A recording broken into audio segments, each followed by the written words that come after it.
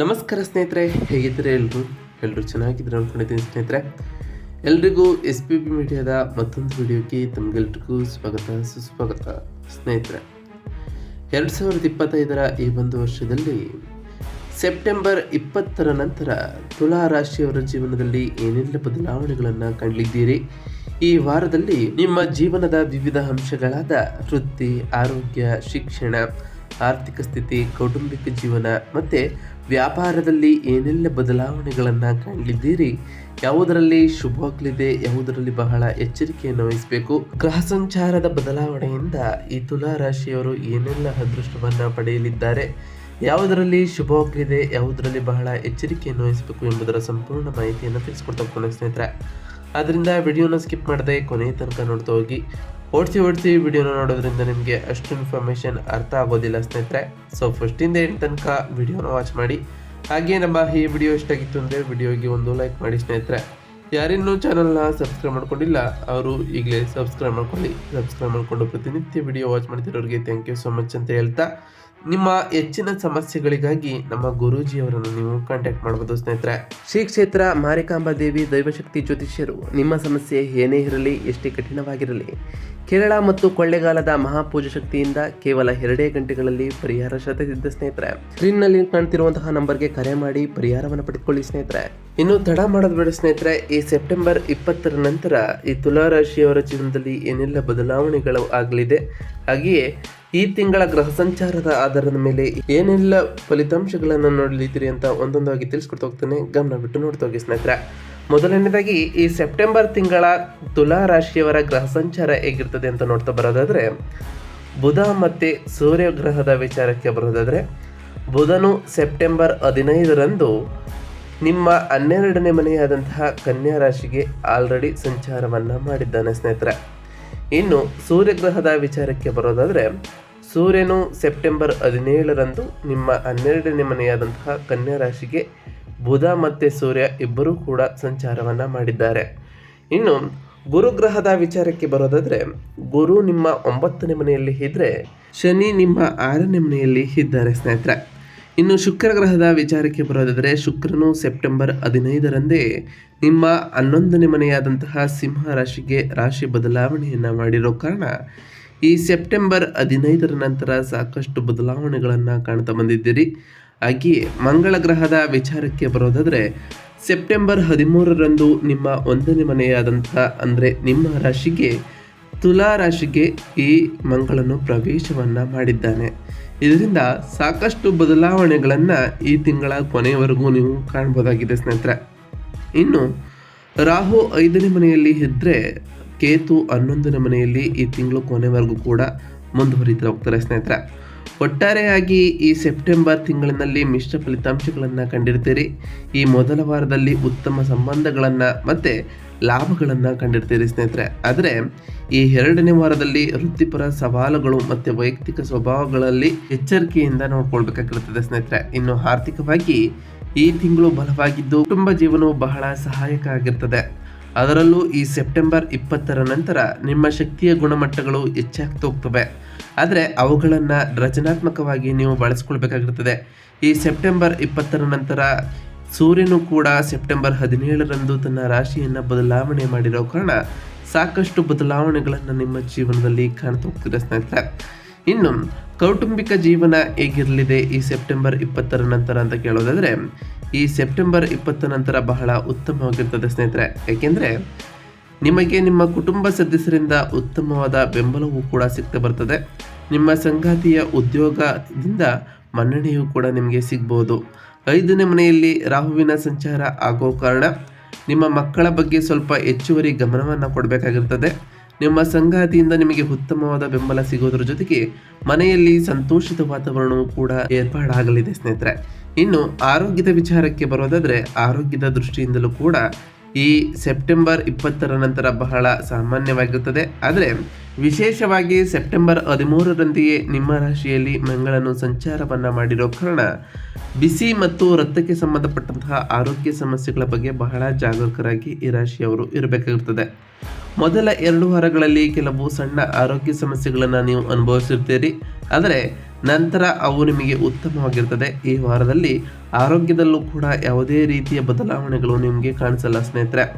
ಸಣ್ಣ ಗಾಯಗಳನ್ನು ತಪ್ಪಿಸಲು ಕೆಲಸವನ್ನು ಮಾಡುವ ಮೊದಲು ಯೋಚಿಸಿ ಕೆಲಸವನ್ನು ಮಾಡಿ ಸ್ನೇಹಿತರೆ.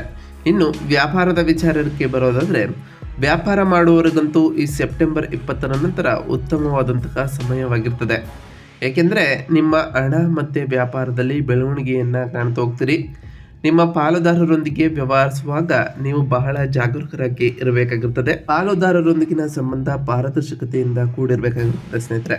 ಏಕೆಂದರೆ ನಿಮ್ಮ ನಡುವೆ ಕೆಲವು ತಪ್ಪು ತಿಳುವಳಿಕೆಗಳು ಉಂಟಾಗುವಂತಹ ಚಾನ್ಸಸ್ ಇರಲಿದ್ದು, ವಿಶೇಷವಾಗಿ ಆವೇಶದಿಂದ ಯಾವುದೇ ನಿರ್ಧಾರಗಳನ್ನು ತೆಗೆದುಕೊಳ್ಳಬೇಡಿ ಸ್ನೇಹಿತರೆ.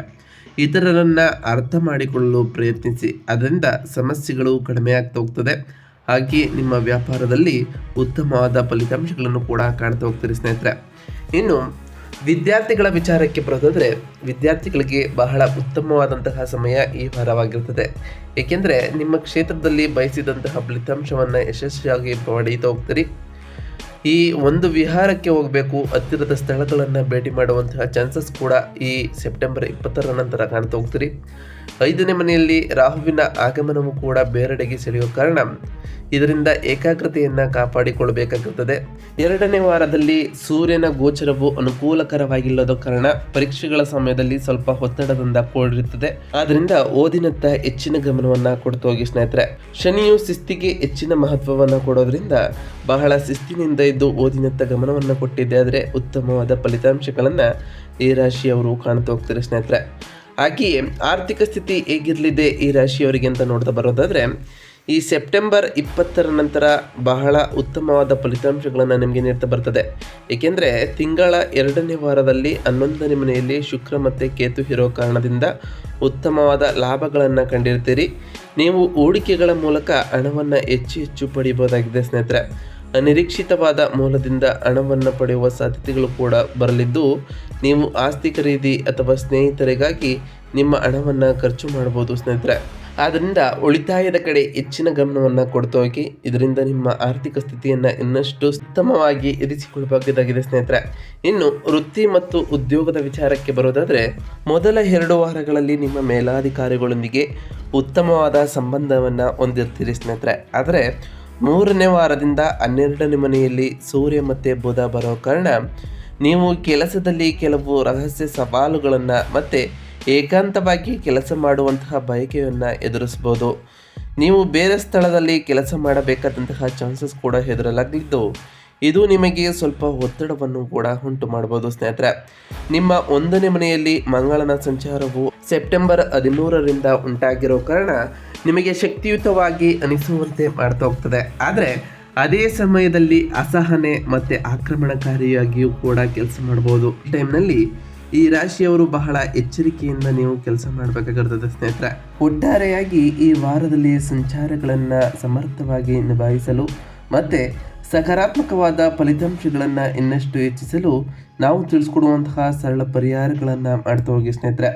ಈ ಪರಿಹಾರಗಳನ್ನು ನೀವು ಅನುಸರಿಸಿದ್ದೇ ಆದರೆ ನಿಮ್ಮ ಜೀವನದಲ್ಲಿ ಸಾಕಷ್ಟು ಬದಲಾವಣೆಗಳನ್ನು ಕಾಣ್ತಾ ಹೋಗ್ತೀರಿ. ಹಾಗೆಯೇ ನೀವು ಅಂದುಕೊಂಡಿರುವಂತಹ ಕೆಲಸಗಳು ಕೂಡ ನಿರ್ವಿಘ್ನತೆಯಿಂದ ನಡೀತಾ ಹೋಗ್ತದೆ ಸ್ನೇಹಿತರೆ.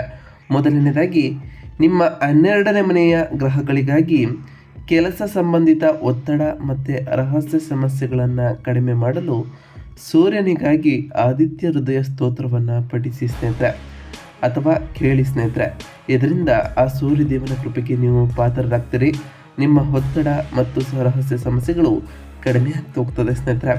ಇನ್ನು 5ನೇ ಮನೆಯಲ್ಲಿ ರಾಹು ಇರುವ ಕಾರಣ ವಿದ್ಯಾರ್ಥಿಗಳಿಗೆ ಏಕಾಗ್ರತೆಯನ್ನು ಕಾಪಾಡಿಕೊಳ್ಳಲು ಮತ್ತು ಮಕ್ಕಳ ಶ್ರೇಯಸ್ಸನ್ನು ಖಚಿತಪಡಿಸಿಕೊಳ್ಳಲು ತಾಯಿ ಸರಸ್ವತಿ ದೇವಿಯನ್ನು ಪೂಜಿಸಿ ಸ್ನೇಹಿತರೆ. 1ನೇ ಮನೆಯಲ್ಲಿನ ಮಂಗಳನಿಗಾಗಿ ಮಂಗಳನ ಶಕ್ತಿಯನ್ನು ಸಕಾರಾತ್ಮಕವಾಗಿ ಬಳಸಿಕೊಳ್ಳಲು ಮತ್ತು ಆಕ್ರಮಣಶೀಲತೆಯನ್ನು ನಿಯಂತ್ರಿಸಲು ಪ್ರತಿ ಮಂಗಳವಾರದಂದು ತೊಗರಿ ಬೇಳೆಯನ್ನು ದಾನ ಮಾಡಿ ಸ್ನೇಹಿತರೆ. ಪ್ರತಿ ಮಂಗಳವಾರದಂದು ಓಂ ಅಂಗರಾಯಕಾಯ ನಮಃ ಎಂಬ ಮಂತ್ರವನ್ನು ಜಪಿಸಿ. ಸಾಧ್ಯವಾದರೆ ನವಗ್ರಹಗಳ ದೇವಸ್ಥಾನಕ್ಕೆ ತೆರಳಿ ನವಗ್ರಹಗಳಿಗೆ ಪ್ರದಕ್ಷಿಣೆಯನ್ನು ಹಾಕೋದ್ರಿಂದ ಸಾಕಷ್ಟು ಸಕಾರಾತ್ಮಕವಾದ ಬದಲಾವಣೆಗಳನ್ನು ನೀವು ನಿಮ್ಮ ಜೀವನದಲ್ಲಿ ಕಾಣ್ತಾ ಹೋಗ್ತೀರಿ. ಪ್ರತಿ ಶನಿವಾರದಂದು ಶನಿದೇವರ ಜಪವನ್ನು ಮಾಡಿ ಸ್ನೇಹಿತರೆ. ಓಂ ಶನೈಶ್ವರಾಯ ನಮಃ ಎಂಬ ಮಂತ್ರವನ್ನು ಜಪಿಸಿ. ಹಾಗೆಯೇ ನಿಮಗೆ ಸಾಧ್ಯವಾದರೆ ಶನಿದೇವರ ದೇವಾಲಯಕ್ಕೆ ತೆರಳಿ ಶನಿದೇವರಿಗೆ ಪ್ರಿಯವಾಗಿರುವಂತಹ ಕಪ್ಪು ಎಳ್ಳಿನ ಬಟ್ಟೆಯನ್ನು ಹಚ್ಚೋದ್ರಿಂದ ಆ ಶನಿದೇವರ ಸಕಾರಾತ್ಮಕ ಪ್ರಭಾವಕ್ಕೆ ನೀವು ಒಳಗಾಗಬಹುದಾಗಿದೆ ಸ್ನೇಹಿತರೆ. ಪ್ರತಿ ಗುರುವಾರದಂದು ಓಂ ಗುರುವೇ ನಮಃ ಎಂಬ ಮಂತ್ರವನ್ನು ಜಪಿಸಿ ಸ್ನೇಹಿತರೆ. ಆ ದಿನ ಗುರುಗಳು ಮತ್ತು ಹಿರಿಯರ ಆಶೀರ್ವಾದವನ್ನು ಪಡೆದುಕೊಳ್ಳಿ. ನಿಮಗೆ ಸಾಧ್ಯವಾದಷ್ಟು ಬಡವರಿಗೆ ದಾನವನ್ನು ಮಾಡಿ ಸ್ನೇಹಿತರೆ. ಇದರಿಂದ ಆ ಗುರುದೇವರ ಆಶೀರ್ವಾದಕ್ಕೂ ಕೂಡ ನೀವು ಪಾತ್ರರಾಗ್ತೀರಿ. ಪ್ರತಿ ಶುಕ್ರವಾರದಂದು ತಾಯಿ ಲಕ್ಷ್ಮೀ ದೇವಿಯನ್ನು ಆರಾಧಿಸಿ ಸ್ನೇಹಿತರೆ. ಲಕ್ಷ್ಮೀ ದೇವಿಗೆ ಪ್ರಿಯವಾಗಿರುವಂತಹ ಬಿಳಿ ಹೂವುಗಳನ್ನು ಅರ್ಪಿಸಿ ಪೂಜೆಯನ್ನು ಸಲ್ಲಿಸೋದ್ರಿಂದ ಆ ಲಕ್ಷ್ಮೀ ದೇವಿಯ ಕೃಪೆಗೆ ನೀವು ಪಾತ್ರರಾಗಬಹುದಾಗಿದೆ. ಇದರಿಂದ ಮನೆಯಲ್ಲಿ ಶಾಂತಿ ಸಮೃದ್ಧಿಯ ಜೊತೆಗೆ ಸಂಪತ್ತು ಕೂಡ ಹೆಚ್ಚಾಗಲಿದೆ ಸ್ನೇಹಿತರೆ. ನಾವು ತಿಳಿಸ್ಕೊಟ್ಟಿರುವಂತಹ ಈ ಎಲ್ಲ ಸರಳ ಪರಿಹಾರಗಳನ್ನು ಈ ರಾಶಿಯವರು ಮಾಡಿದ್ದೇ ಆದರೆ ನಿಮ್ಮ ಜೀವನದಲ್ಲಿ ಸಾಕಷ್ಟು ಬದಲಾವಣೆಗಳನ್ನು ಕಾಣ್ತಾ ಹೋಗ್ತೀರಿ. ಹಾಗೆಯೇ ನೀವು ಅಂದುಕೊಂಡಿರುವಂತಹ ಕೆಲಸಗಳು ಕೂಡ ನೆರವೇರ್ತಾ ಹೋಗ್ತದೆ ಅಂತ ಹೇಳ್ತಾ ಇದಾಗಿತ್ತು ಇವತ್ತಿನ ಒಂದು ವಿಡಿಯೋ ಸ್ನೇಹಿತರೆ. ವಿಡಿಯೋ ಇಷ್ಟ ಆಗಿತ್ತು ಅಂದರೆ ವಿಡಿಯೋಗೆ ಒಂದು ಲೈಕ್ ಮಾಡಿ. ಯಾರೇನು ನಮ್ಮ ಚಾನಲ್ನ ಸಬ್ಸ್ಕ್ರೈಬ್ ಮಾಡ್ಕೊಂಡಿಲ್ಲ ಅವರು ಈಗಲೇ ಸಬ್ಸ್ಕ್ರೈಬ್ ಮಾಡ್ಕೊಳ್ಳಿ. ಸಬ್ಸ್ಕ್ರೈಬ್ ಮಾಡಿಕೊಂಡು ಪ್ರತಿನಿತ್ಯ ವಿಡಿಯೋ ವಾಚ್ ಮಾಡ್ತಿರೋರಿಗೆ ಥ್ಯಾಂಕ್ ಯು ಸೋ ಮಚ್ ಅಂತ ಹೇಳ್ತಾ, ಹಾಗೆ ನಿಮ್ಮ ಫ್ರೆಂಡ್ಸ್ ಮತ್ತು ಫ್ಯಾಮಿಲಿಗೆ ವಿಡಿಯೋನ ಶೇರ್ ಮಾಡಿ. ಇದರಿಂದ ಅವರು ಕೂಡ ಅವರವರ ರಾಶಿಯ ಬಗ್ಗೆ ತಿಳ್ಕೊಳ್ಳೋಕ್ಕೆ ಸಹಾಯವಾಗ್ತದೆ ಅಂತ ಹೇಳ್ತಾ, ಹಾಗೆ ಕಮೆಂಟ್ನಲ್ಲಿ ಓಂ ಶನೈಶ್ವರಾಯ ನಮಃ, ಓಂ ಅಂಗರಾಯಕಾಯ ನಮಃ, ಓಂ ಸೂರ್ಯದೇವಾಯ ನಮಃ, ಓಂ ರಾಹುಕೇತುವೇ ನಮಃ, ಓಂ ಗುರುವೇ ನಮಃ, ಓಂ ಲಕ್ಷ್ಮೀನಾರಾಯಣಾಯ ನಮಃ ಎಂದು ಕಮೆಂಟ್ ಮಾಡಿ ಸ್ನೇಹಿತರೆ. ಸೂರ್ಯದೇವ, ಮಂಗಳದೇವ, ಗುರುದೇವ, ಶನಿದೇವ, ರಾಹುಕೇತು, ಲಕ್ಷ್ಮೀನಾರಾಯಣ ನಿಮಗೆ ಆಯುಷ್ಯ ಆರೋಗ್ಯ ಸಮೃದ್ಧಿಯನ್ನು ಕೊಟ್ಟು ಕಾಪಾಡಲಿ. ನೀವು ಅಂದುಕೊಂಡಿರುವಂತಹ ಕಾರ್ಯಗಳು ಯಾವುದೇ ಅಡೆತಡೆ ಇಲ್ಲದೆ ನೆರವೇರಲಿ ಅಂತ ಆ ದೇವರಲ್ಲಿ ಕೇಳ್ಕೊಳ್ತಾ ಇವತ್ತಿನ ಒಂದು ವಿಡಿಯೋನ ಮುಗಿಸ್ತಿದ್ದೀನಿ ಸ್ನೇಹಿತರೆ. ಸಿಗ್ತೀನಿ ಮತ್ತೊಂದು ವಿಡಿಯೋದೊಂದಿಗೆ. Thank you for watching.